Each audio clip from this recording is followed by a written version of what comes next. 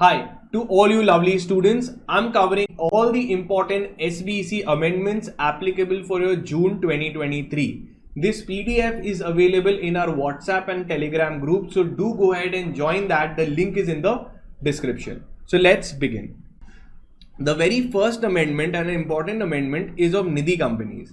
So the Nidhi company rules was introduced on April 19th, 2022.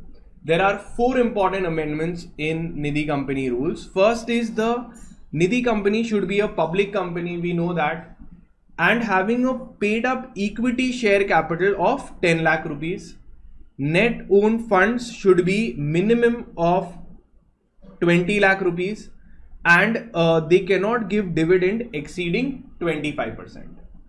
So remember, earlier paid up equity limit was 5 lakh rupees, increased to 10 lakh rupees. Net owned funds was earlier 10 lakh rupees, has been increased to 20 lakh rupees, and dividend percentage was given 20%, and now it is increased to 25%. So you can make the changes in your module. Then they said that Nidhi companies can also grant loans and accept deposits, grant loans to members against silver as jewelry. So members, if they want to come and take a loan, Nidhi company will give a loan and members can keep silver as a security. Earlier gold was required, other property papers were required. Here even silver can be kept in.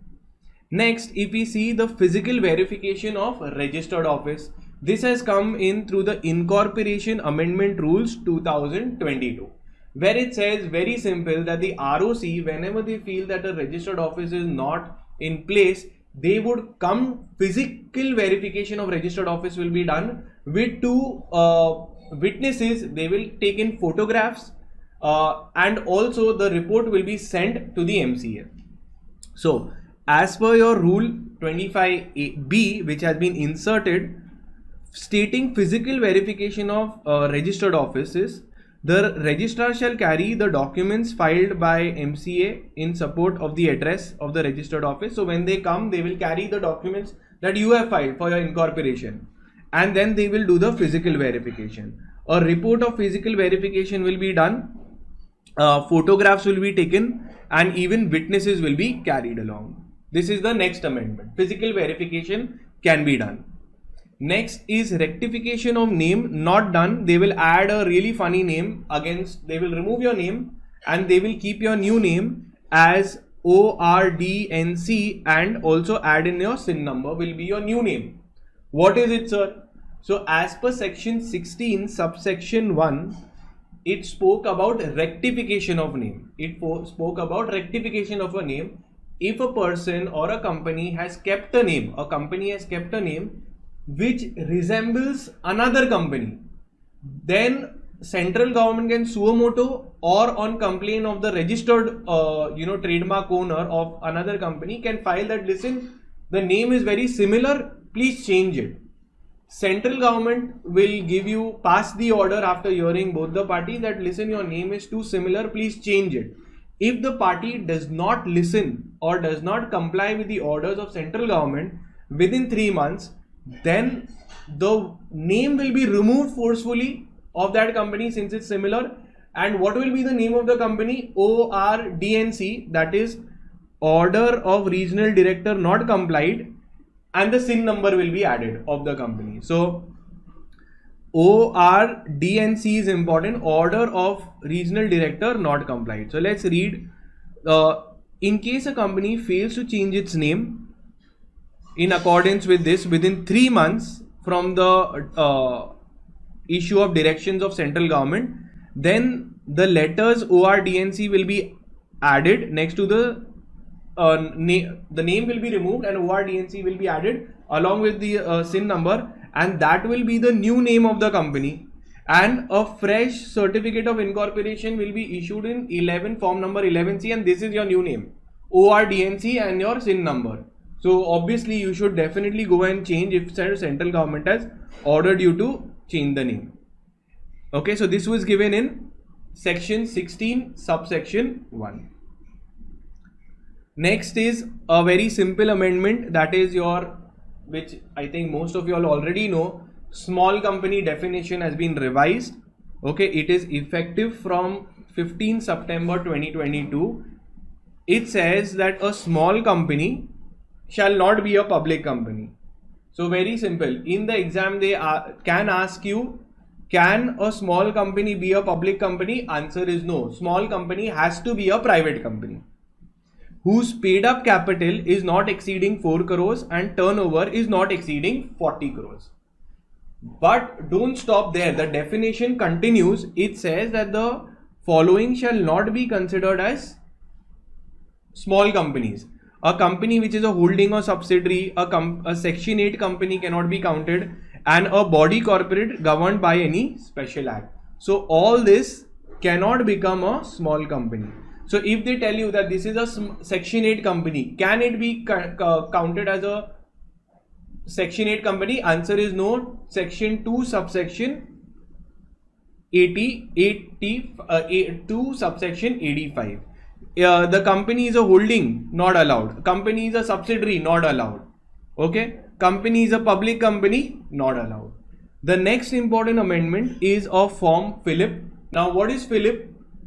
Philip is basically your incorporation form for limited liability partnerships. Okay. So for that, just like we have a Spice Plus form for incorporation of company, you can apply for a DIN number. In Form Philip, now you can also apply for PAN card. Very, very simple. So in Form Philip, while registering, I can also apply for PAN card of the LLP. Once I apply, then the MCA will forward it to the Income Tax Authority in Form 49A. 49A is a PAN card form which I used to normally apply. Now I don't have to file. I will file it with MCA. Form Philip, ask for a PAN card, and MCA will file this thing. Then comes the next important amendment, which is not there in the amendment sheet but is very important. You can quote it in the LLP chapter. That is your Limited Liability Partnership Act 2021. It says that the Amendment Act 2021 has introduced the concept of small LLP. What do you mean by small LLP? Again, a small LLP means any LLP whose contribution is less than 25 lakhs or the turnover in the preceding financial year is not exceeding 40 lakhs. So contribution of the partners is up to 25 lakhs or is less than 25 lakhs, and the turnover is less than 40 lakhs. So 25 lakhs and 40 lakhs. 25 lakhs is the contribution and turnover is 40 lakhs. Okay, it should be not exceeding, and this should be less than 25 lakhs. Then it will be considered to be a small company, a small LLP. So what will be the benefit? Once we have categorized small LLP, then we can give a lot of exemptions to them and privileges to them as we do to small companies under Companies Act. Then comes a micro, small and small and medium enterprise. Again, very simple. The definition they have revised it on 1st June 2020. Limit is super simple. What is it? That the MSME, micro, small and medium enterprise. What is a micro enterprise? Which has an investment in plant and machinery of up to 1 CR or turnover up to 5 crores is a micro enterprise. Clear? So there is no distinction between manufacturing different limit, services different limit, same limit. So if any entity has a investment in plant and machinery up to 1 CR or turnover up to 5 CR, they are called as micro. If they have up to, beyond this limit but up to 10 CR, then it is called as small. Okay, turnover up to 50 and investment up to this limit up to 20 crores and turnover up to 250 crores is a MSME. Very, very simple. So for micro, I can see the limit I have to remember for investment in plant and machinery will be 0 to 1, then comes 1 to 10, and then comes 10 to 20 CR. So just remember this limit. And for turnover, the limit is 0 to 5 CR, then 5 CR to 50 CR, and then from 50 to 250 CR. So you can take the criteria from here. Very simple. Okay, so this is micro, this will be small, and this will be medium enterprise. Similarly here, now if a person wants to register an enterprise as a micro, small, medium, so they will have to go to the Udyam registration website of government and register themselves. In the registration, no fee has been charged. So if you want to get registered, if you're a small entity, no filing fees is there. Okay, you can get yourself registered, and all you require is a Aadhaar based registration is permitted. Then comes, they've added a time limit, okay, for an amendment in IBBI Voluntary Liquidation Process Regulations 2022. It says that the liquidator is required to complete the liquidation process within, as per regulation number 38. Within how much time the liquidation process should be covered? So the time limit to complete the liquidation process is 270 days from the commencement date, or 90 days from the liquidation commencement case in all other cases where it is approved by the, so 270 days. So the liquidation should be completed within 270 days from the liquidation commencement date where the creditors have approved the resolution, or 90 days within from the liquidation commencement date in all other cases where creditors have not approved. So if creditors have not approved, let's quickly end it up. But if liquidator has creditors have approved it, then within 270 days. Then comes PIRP. Very, very simple. PIRP is pre-packaged insolvency resolution process. Okay, it is specifically a resolution process only available for MSME sector, only for the micro, small and medium enterprises. Large enterprises cannot offer this pre-packaged resolution. Now, why it is called as pre-packaged? Because even before applying to NCLT, who is the adjudicating authority, even before applying to the court for the resolution process, they have to make a consent, they have to make a base plan, they have to make a mutual plan, and they will say, according to this pre-packaged plan, we will submit it to NCLT for approval. I'll explain it to you. So pre-pack is a resolution plan, restructuring plan for the company to revive, which has already been agreed by the debtor and the creditor prior to filing of the insolvency.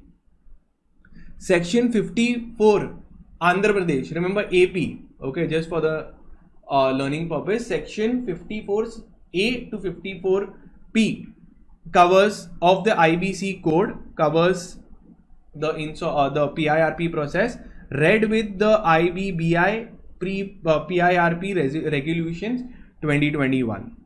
Okay, now there is an informal understanding with the creditors even prior to filing the application with the AA. Adjudicating authority is your court, that will be NCLT in this case. Now, since there is a consent between both the parties, they have already come to out of court settlement has been made. Both the parties will go. The creditor will tell the debtor that you only continue with the management and I am not going to disturb the running of the company. You just apply for restructuring as what we have agreed. Now, eligibility to go. Now, very, very important is, I don't know whether you know this, what is the difference between CIRP and PIRP?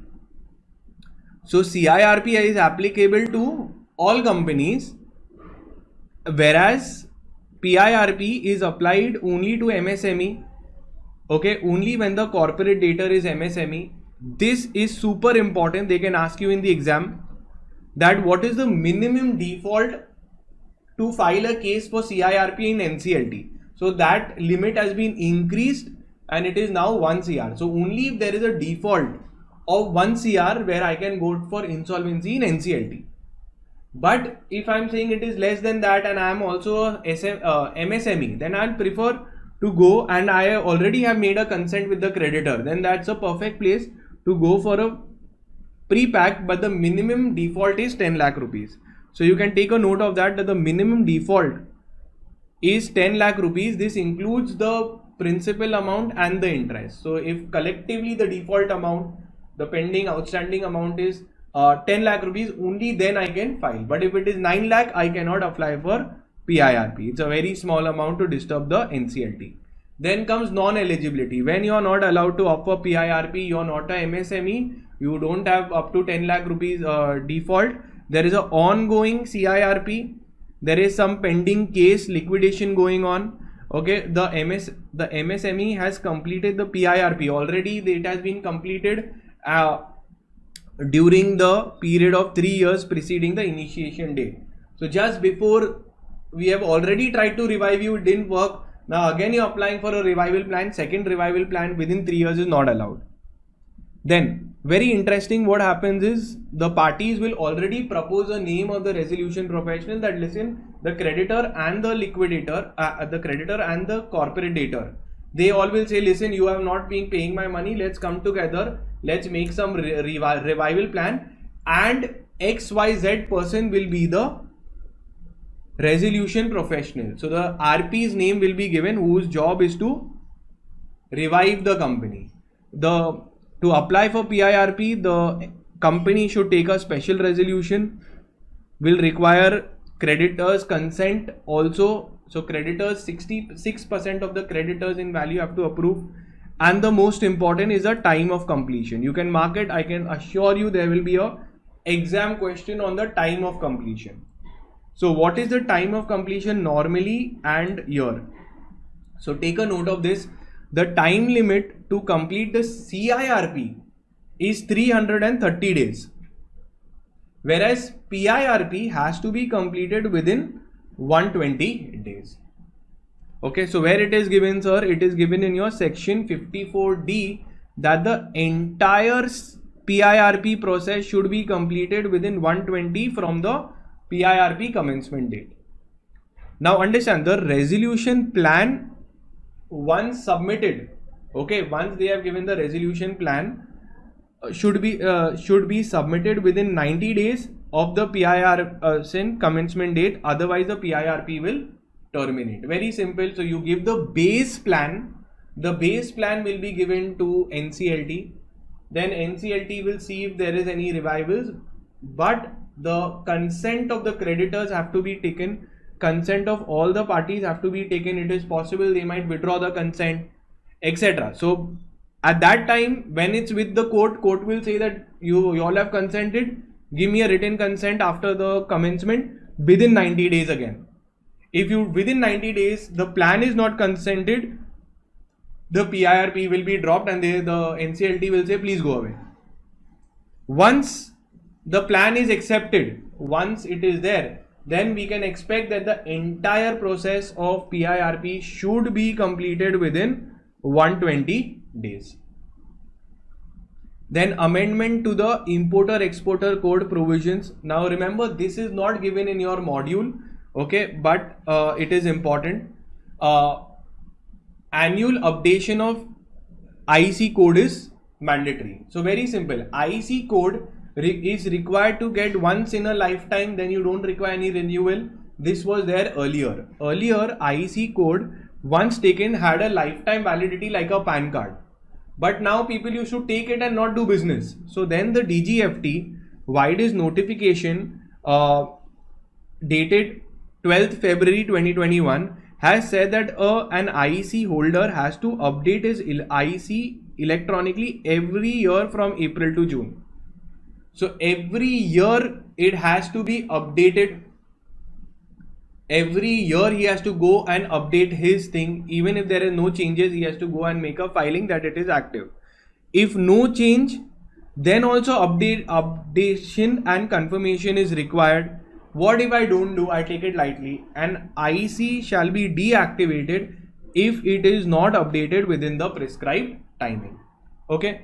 And that is it. I have completed with the entire amendment sheet. Okay, and also thank you so much for so many students registering for the seminar.